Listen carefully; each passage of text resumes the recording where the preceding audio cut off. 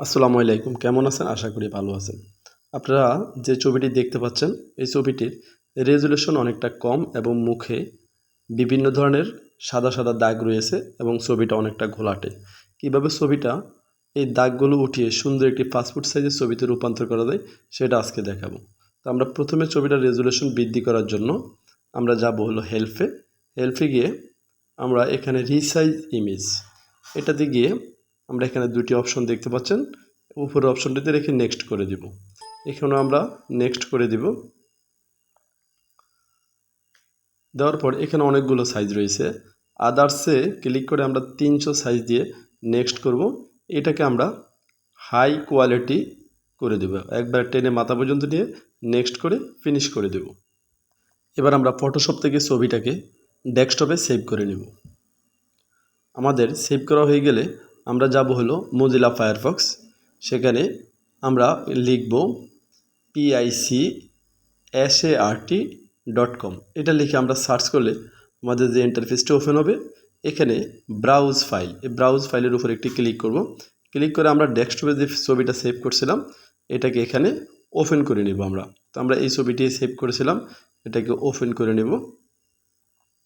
এখানে একটু লোড নেবে, লোড নিয়ে এবার আমরা নিচে আছে ডাউনলোডের উপর একটি ক্লিক করে আমরা ছবিটাকে পুনরায় ডাউনলোড করে ডেস্কটপে নিয়ে নেব। এবার যদি আমি ছবিটাকে ফটোশপে ওপেন করি, দেখেন পূর্বের ছবির তুলনায় এই ছবিটা কতটা সুন্দর দেখা যাচ্ছে এবং অনেকটা রেজোলিউশনও বেড়ে গেছে।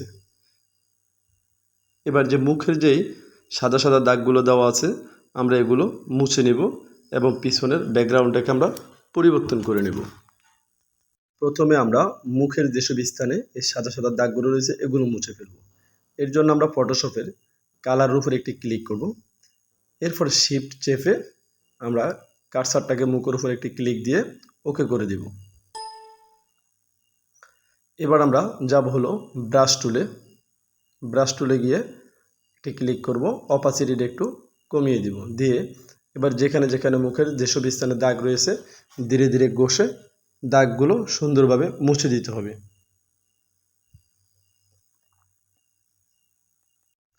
এবার দেখেন ছবিটা অনেকটা ধীরে ধীরে সুন্দর হয়ে যাচ্ছে এবং মুখের যে দাগগুলো ছিল এগুলো সম্পূর্ণরূপে মুছে গেছে।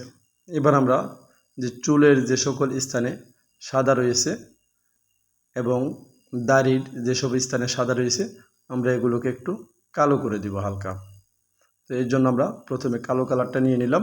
এরপরে সেই ব্রাশ টুলের মাধ্যমে ধীরে ধীরে একটু ঘষে আমরা যেসব স্থানে সাদা রয়েছে ওগুলোর আমরা একটু কালো করে দেব।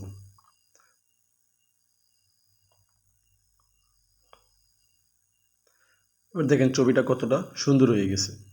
এবং এবার আমরা পিছনের ব্যাকগ্রাউন্ডটা চেঞ্জ করার জন্য ম্যাজিক টুলের মাধ্যমে মার্ক করে ব্যাক স্পেসের মাধ্যমে আমরা ব্যাকগ্রাউন্ডটাকে পরিবর্তন করে নিব।